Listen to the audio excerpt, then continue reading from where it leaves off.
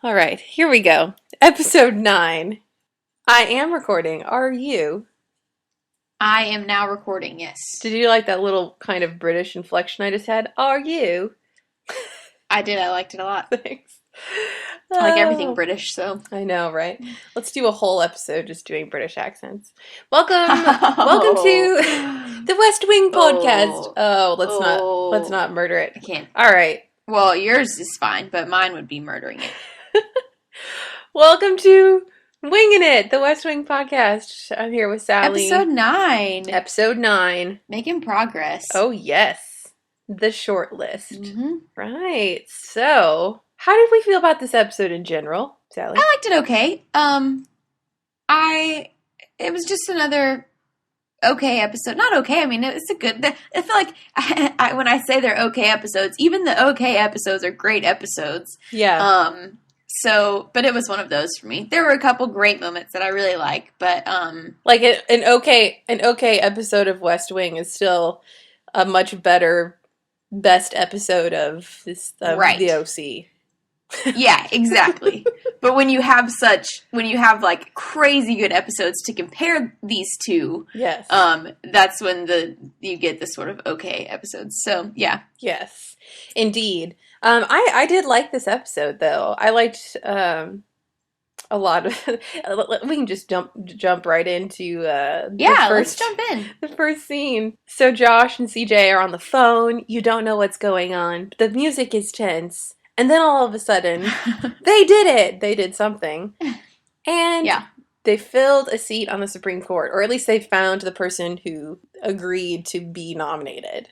Right. Is it that much work to get someone to want to do that? I'm confused. I think... I don't know if that's... They were... Maybe I didn't take it as... they had gotten him to agree to be nominated as they had gotten something else done. Because I know they've been vetting him for like 2 months. Mm-hmm. So I don't know if that was the call where they got him to agree. I think the only thing that'd be difficult is the vetting process. Is that they know that literally everything is going to be under a microscope. So that some people might be hesitant to sign on to that. I don't know. It was kind of weird. I mean, I don't know how it worked. So I'm just going to go. I'm just going to go with it. But same. I loved Josh's we demand the we demand talk.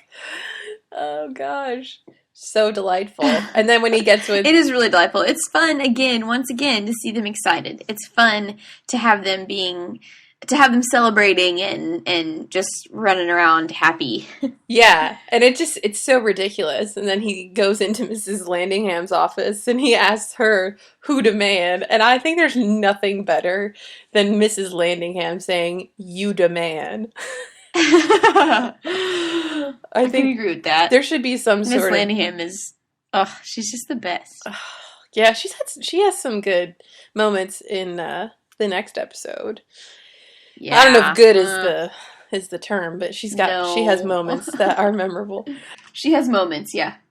I just thought it was hilarious, who demand. And then, let's see, Toby is kind of running and calling the shots to get this nomination through. You know, like, now that they know who their guy is, they need to, like, make it happen.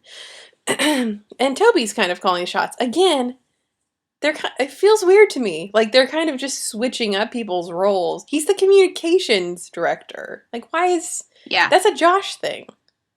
Yeah. Or in previous episodes that's something Sam would have jumped on. But that's not Toby. Right. No, I agree. Yeah, I thought that was weird. And CJ has a moment where she says... Toby's yelling and delegating and doing Toby things. And she says something like... You're hot when you're like this, or something like that. And I was just like, I have the exact opposite reaction. I just want him to stop talking. Here's a question. I feel like at different points throughout the series, I already know what you're going to say, and I agree with it. But do you really? Okay. Yes. Cool. You're going to say that there were moments between CJ and Toby, right? Yes, there were. Yes. Yep, I completely agree. And it's strange to me...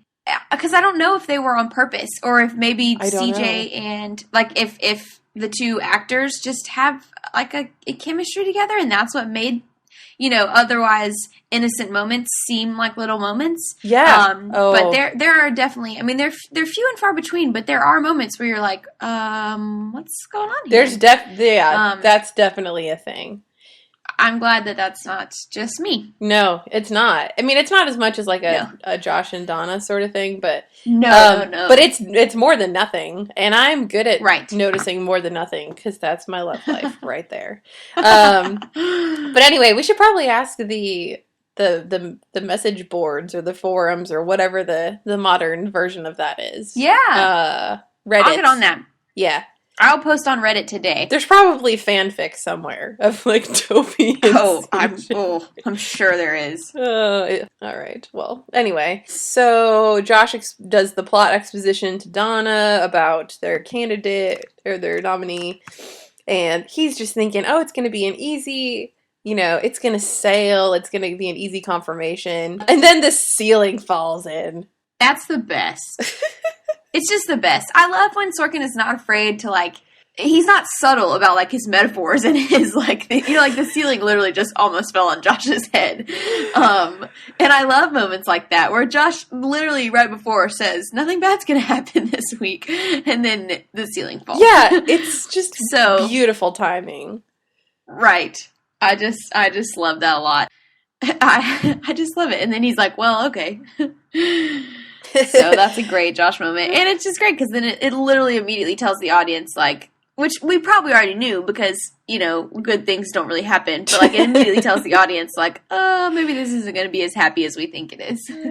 There's a good takeaway for our listeners. Good things don't really happen in life or on the West Wing. Nope. No, so just hardly ever. Be mindful of the ceiling. Yeah. But anyway, yeah, so great. And then after the intro, which do we want to sing it?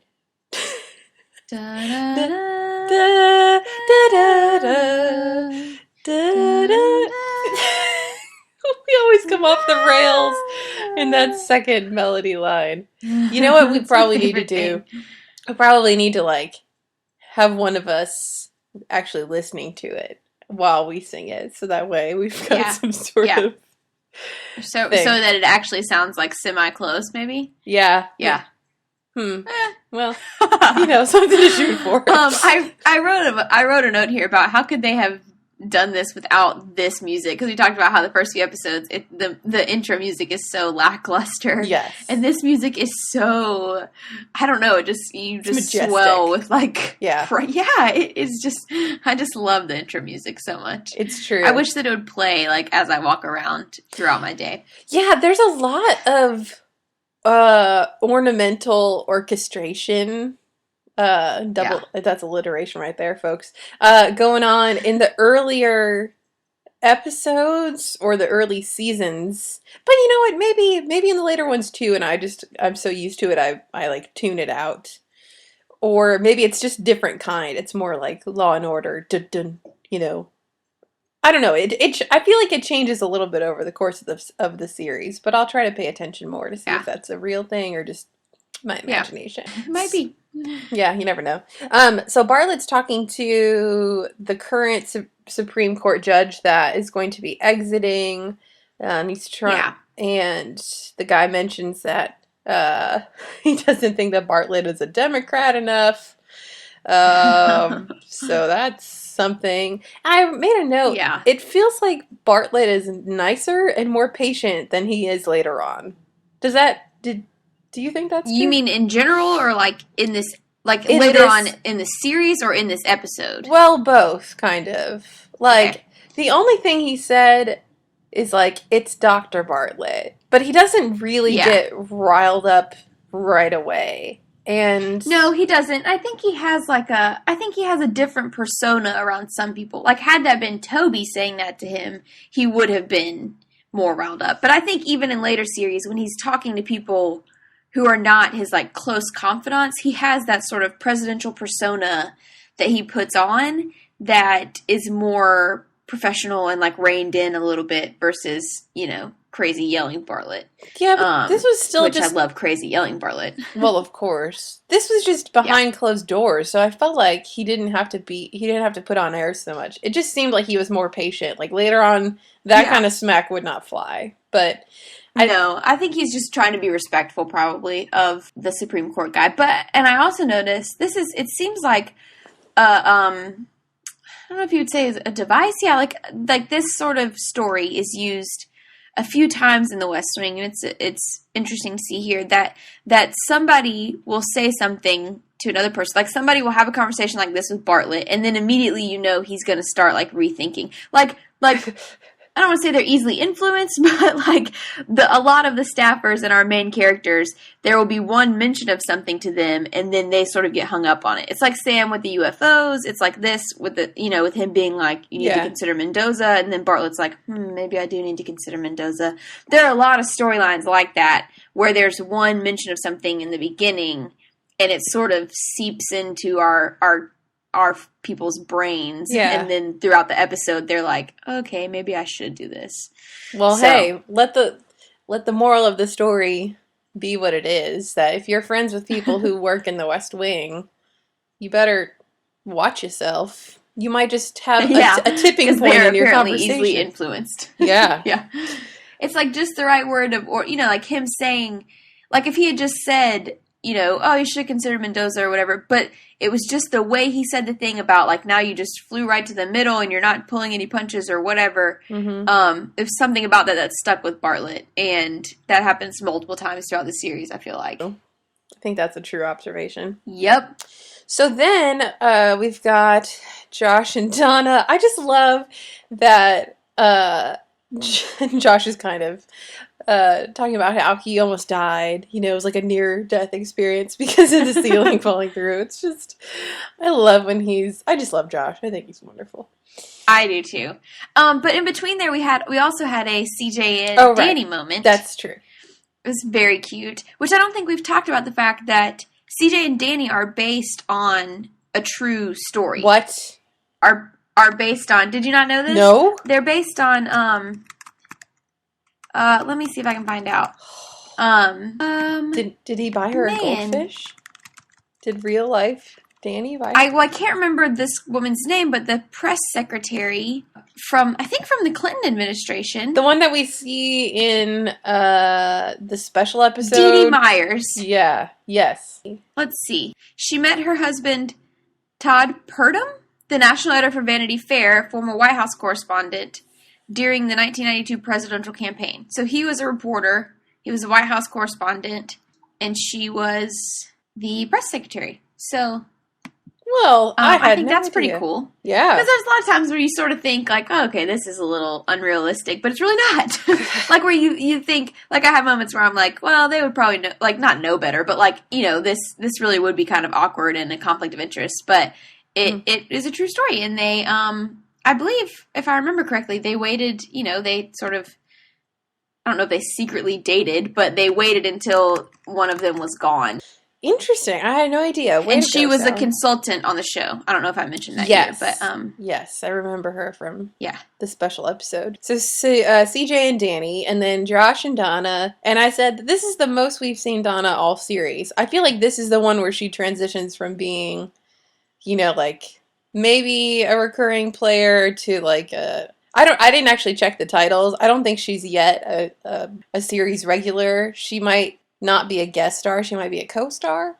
Not sure. Yeah. But it seemed like this is a pivotal point for her. So way to go, Janelle Maloney. Yeah, I'm definitely starting to see more of her, and you can tell why, because she's so great, and they just have the best chemistry, and you can't write that kind of stuff. I mean, she is what turned those tiny lines, she had a few lines throughout the beginning, but she really turned that into something, So yeah, and it's Yay, Donna. understated. Yeah. From there, Lillianfield holds a press conference, and they don't know what he's going to talk about, which I think is surprising. Like, you really don't they have to clear that with someone? I don't know. But so he goes on TV and says that 1 in 3 White House staffers use drugs regularly on the regular. So there's a bomb that drops, and yep. So they all head to Leo's office, because he's in charge. And I love that. And everyone's mad. Sam's mad. CJ's mad. And Josh walks in. Sup? He's just Yeah, Josh kills me in this. And he says something like, all right, there's 5 White House staffers in this room. Could the 1.5 of you that are stoned right now? Yeah. It's time to share. Josh, that whole scene is pretty funny. But Toby then comes in and is like, nobody saw this coming. Well, and I'm just like, Toby, did you see it coming? Like, how could they have seen it coming? Like, this is another example of Toby being Toby. Which, let me just reiterate that I do love Toby as a character because I rip on him a lot. But, like, we're supposed to be combative with him, I feel like. I mean, I feel sort of, like part of the group. But, like, that Bartlett doesn't always like Toby, but, like, he loves Toby. You know what I mean? Yeah. That's how I feel about Toby. I don't know. I feel like we're basically family. Somebody should have seen it coming. But this is where Mandy comes into play, and there's more of her later. But so moving on, the next title is Tuesday, so it's the next day, and Sam gets a call from a source. Dun dun dun. And yeah, so Sam has been given some information about their nominee, Harrison, I guess is his name, right? Right. Yeah. So he has to kind of figure out, like, what's going on? What's the dirt? What's the scoop? Yeah. I don't know. Which turns out to be, we find out, or do we not find out right then what the note is? Do we find out later? No. What we find out is that it's a position paper that he wrote when he was in college, but he didn't put his name on it. It has to do with privacy, and he doesn't believe in a right to privacy or something. Something bad. Yes. And he doesn't believe the right is stated specifically in the Constitution. And that's not something we're going to debate here, because it's way over my head.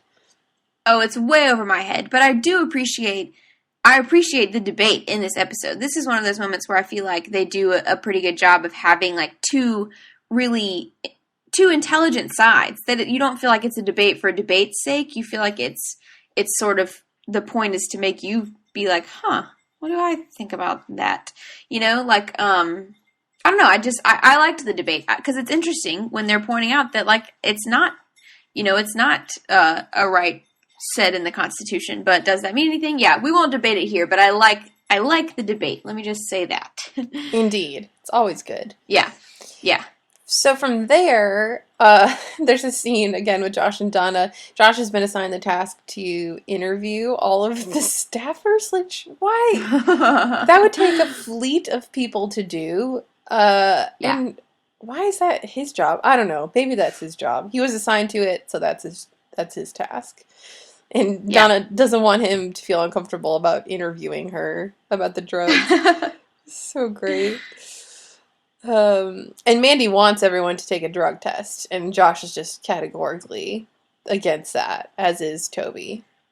Yeah, how do you feel about that? Do you think White House staffers should have to be drug tested? Oh gosh, that's a big question, Sally. It's a big question. Well, is it? I guess it is. I don't know that I want my White House staffers using illegal drugs. But legal I mean, stuff, that's a whole totally other debate. fine. That's a whole other debate. Which we don't have in time and of for. Itself. Yeah. No. But the whole idea against, and there's a talk later about, you know, like, can they just be ordered randomly? Yeah, there's a lot of, like, legalistic issues, but, like, I don't know, if I kind of want my people running the country to be breaking as few laws as possible. So is that so much to ask? You know? Yeah, like, that's kind of how I feel. And if you know, I don't know. That's just my 2 cents on that. Well, put those because they do state illegal drugs. They do state, like, using illegal drugs. Like, it's not like, hey, I don't want you guys to have a good time, but, like, let's try to not break the law while you're working in the White House. You know? I don't think that's crazy. No, and I think that's a reasonable request. I do too, kind of. So, but Josh and Mandy want to know. Moreover, they want to know what's really behind it. Like, why this? They think that this is just a setup for something else. Which, right? Spoiler alert! It is. Yeah, it's not really a spoiler because if you've watched the episode, I think it's interesting that they pick such a hard to say name for this dude, Lillianfield. Like, Is they that have to hard say to his say? name like 50 times in this episode and the next episode. It's not like terribly hard to say, but I when like you're it. going around like yelling it in the dialogue, it just seems like his name could have been Smith. Lillianfield. Lillianfield. Not Lillianfield. Lillianfield. I kind of like it. But then again, I'm terrible at coming up with names. Like, I could probably write Yeah, I a am too. story, but then not know what to call anybody. Yeah, I just wondered if the actors were cursing Sorkin's name because, you know, they already have so much dialogue to do, and in the middle of it, they have to say Lillianfield 20 times. Let's just add that to our list, our running list of questions that we're going to ask whatever West Wing person we can Aaron get to be Sorkin. on this. Yeah. Sure. Yeah. Okay, then moving on. Danny and Josh. There's CJ has a press briefing, as she is like to do, and Josh and Danny have a scene, an exterior scene, talking about, you know, what's Lillian Field up to, like, you know, what's really going on. And then Josh tells Danny that CJ likes goldfish, you know. Yes. So that's cute, because then he gets her a goldfish, but it's not the right kind. Cute. He gets her not the right kind. He gets her a real life goldfish and not the crackers. What do you like goldfish, Sally? Goldfish the cracker? Well, duh. Yes. Absolutely. Do what's you your not like favorite? goldfish? I love goldfish. I think I had some last week. What is your favorite kind? Just plain old original goldfish. Okay, I think you're the first person I've met who agrees with me. That's the kind I get. Really? Yes, everybody else does cheddar, and they think that cheddar's the default. It's not. Oh, maybe I don't know what I'm talking about then. Okay, see, then never mind, it's just me. What are the original ones then? They're plain, and on the package it says original and plain. There's no cheddar. Oh Cheddar my is not the gosh, same maybe thing. Your whole world my is whole life crumbling. has been a lie. It's true. That's fine. I would like to know. Okay, I probably get cheddar. That's Yeah. the one in the orange package. Oh man. Yeah. Forget the West Wing. Let's just have a whole podcast about the goldfish. Let's just because eat my goldfish whole life the whole has been time. a lie. Let's just eat goldfish the whole time. It hasn't really been a lie because it does say it right there on the package. Like, I guess that's not a lie. It's just me not being observant. But still. It's okay. I was just excited for a minute because I felt like, hey, there's finally someone who understands the struggle. But nope, it's just me. I'm so sorry. It's okay. It's all good. So then we move on to the Oval Office, and they're talking about Harrison's paper. Bartlett tells Sam and Toby to get ready. He wants to meet with Mendoza, blah, blah, blah. Yeah. Which, again, I just love that debate. I love the whole, with Sam, I think Toby's in there too, and the Harris guy, their whole debate about the Constitution I just really love. I know I said that earlier, but this scene brings it back, and I just find it interesting. I think we should just debate. I need a whole episode of just debating stuff. Oh wait, there is a whole episode of just debating stuff. That's true. And it is true. I don't know if I ever actually watched that episode, to be honest. Did you not? I think I know a lot have. of people had really bad feelings about it and did not like it at all. I really loved it because I just genuinely enjoy stuff like that. So I really found it enjoyable. And then I read later that they actually did that episode live. Yeah, that's the whole point. That's pretty crazy. Yeah, that's amazing. That was cool. So that made it even better. I wish I had known the first time I watched it. Yeah, I think that I didn't really get attached to that episode, which comes much, much later. And I think it's in season 6, possibly. 6 or 7. And 6 or 7, yeah. But because it wasn't live when I was watching it, I just didn't. I just kind of over it. let me restate a position that we established in the first episode of this podcast. We talked about how we didn't really feel like the writing went downhill after, or that people reference it the same way they do Gilmore Girls, where Gilmore Girls went entirely off the rails for me. Yes. And I said The West Wing didn't really, and that's not entirely true. My parents are currently rewatching, and they're in season 5. So are mine. And season 5 was a bit of a struggle for me. Oh, well. Season 5 dipped a little for me. It really did. And it did not enough to make me stop watching. I like to finish what I start. So I still enjoyed 6 and 7. But I do think 1 through 4 are the best. Really? So I am Oh. sort of switching my Here's feeling, because I had just forgotten, because I really liked it while I was watching it, but then having that versus rewatching the beginning and remembering how wonderful the beginning is, yeah, it is. It's not as far off as Gilmore Girls was for me, though. true. It's not far off enough that I didn't enjoy it. It just still wasn't the same level. I honestly like the later seasons better. Do you? Although I do, I mean, I really like the beginning. There's some great stuff in seasons 1 through 4. I love all of it. Honestly, Yeah. I felt sad because I read one of those articles I sent you last week where Rob Lowe talks about he checked out an episode of The West Wing after Sorkin had left, and he happened to tune in on one episode that I did not like. It's like a Leo episode where it's almost all Leo, and he's like in Mexico or something. It's very strange. It's not a good episode. And I was like, he's in Vietnam. Yeah, I'm pretty sure he's in Vietnam. There's a flashback to Vietnam, and he's in Mexico or Cuba or something. Oh, yeah, I remember that as well. Yeah, it's a weird episode. It's not a good one. That is an example of something that Sorkin wouldn't have done. But I just felt sad that that's the only one that Rob Lowe that's what he tuned into. And that's what made him not watch the whole rest of it. Yeah. So, one bad apple. I wonder what season that was. I don't remember what season that was in. But it doesn't matter. It's interesting that you like. I still like all of them. I just think I do like the 1 through 4 better. But it's all good. It's all good. Yeah, that's right. It's all watchable. So let's get back to the next part is Wednesday. So I think this is the last day that we've got in the episode. Mm-hmm. And she had to fake, Mandy, that is, had to fake a position to bring Mendoza in to interview for. Like, that's the premise. And she's like, I had to make a letterhead. It's kind of funny. And then they all start questioning. Josh starts questioning, when did we get the idea that Harrison was our guy? So now they're all questioning, because they just had this interlude in the Oval Office where they're interviewing him on his position paper and on privacy. And this guy was just entitled, and he didn't like Sam questioning him, even though that's what Bartlett told him to do. So that was hairy.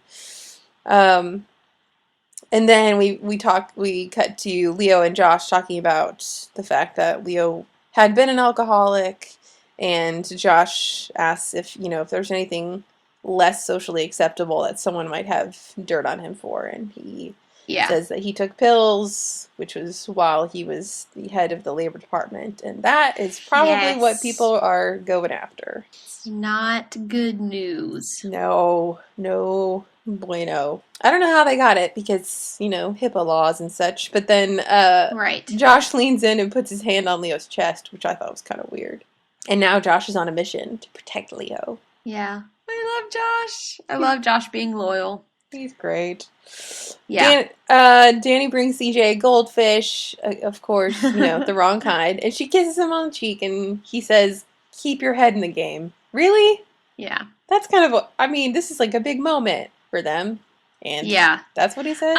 Which, speaking of just offhand comments, I missed this earlier, but there's a moment in this episode where Toby says good girl to CJ. Yeah. Which I really did not like. She's not your dog. I think it's earlier when he's bossing people around, but Aaron Sorkin, if you're listening, that's the kind of line that makes people think you hate women. Like, just don't ever say good girl to a grown woman. Or anybody, except your dog. Okay? Maybe that sounds crazy, but let's just avoid it altogether. Yeah. That really was he said it really genuinely in the conversation. She was like, I'll go do this. He says, good girl.